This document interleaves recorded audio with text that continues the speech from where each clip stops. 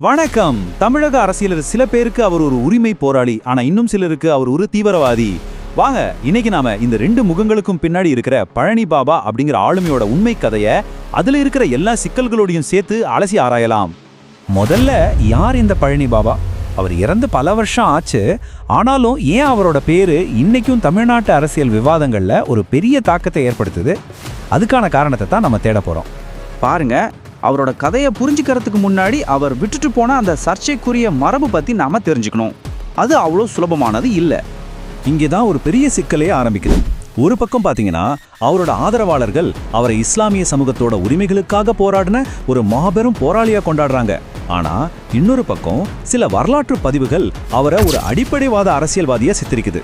எப்படி ஒருத்தரை பத்தி இப்படி ரெண்டு விதமான கருத்துக்கள் வர முடியும்?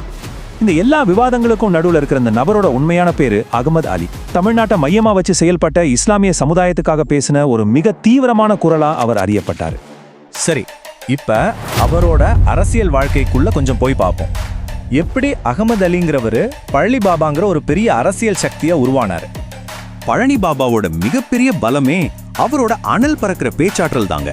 முஸ்லிம் சமூகம் சந்திச்ச அநீதிகளுக்கு எதிரா கொஞ்சம் கூட பயம் இல்லாம ரொம்ப வெளிப்படையா மேடைகள்ல முழங்கினாரு. அவரோட வார்த்தைகளுக்கு மக்களை கட்டி போடுற சக்தி இருந்துச்சு. அதனாலதான் ரொம்ப குறுகிய காலத்திலேயே அவரை யாராலும் தவிர்க்க முடியாத ஒரு அரசியல் சக்தியா மாற முடிஞ்சது.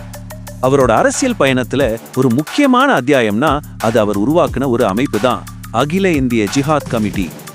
இந்த அமைப்போட பேரே பல விவாதங்களை கிளப்பினாலும் அதோட நோக்கம் என்னவா சொல்லப்பட்டுச்சுன்னா, இந்தியா முழுக்க இருக்கிற இஸ்லாமியர்களோட நலன்களையும் உரிமைகளையும் பாதுகாக்கிறது தான். சொல்ல போனா பழனி பாபாவோட அரசியல் கொள்கைகளை செயல்படுத்துற ஒரு முக்கிய கருவியா இந்த அமைப்பு இருந்துச்சு. ஆனா எவ்வளவு தீவிரம் நிறைஞ்ச இந்த பயணம் யாரும் எதிர்பார்க்காத ஒரு வன்முறையான முடிவை சந்திச்சது. அது ஜனவரி 28, 1997 பொள்ளாச்சியில வச்சு பழனி பாபா கொடூரமா படுகொலை செய்யப்பட்டார். இந்த ஒரு செய்தி அப்போதைய தமிழக அரசியல் களத்தையே ஒரு உழுக்கிடுச்சு. அவரோட பயணத்தை சுருக்கமா பாருங்களேன். முதல்ல தன் அமைப்பை உருவாக்குறாரு. 90கள்ல அரசியல்ல புயல் வேகத்துல வளர்றாரு.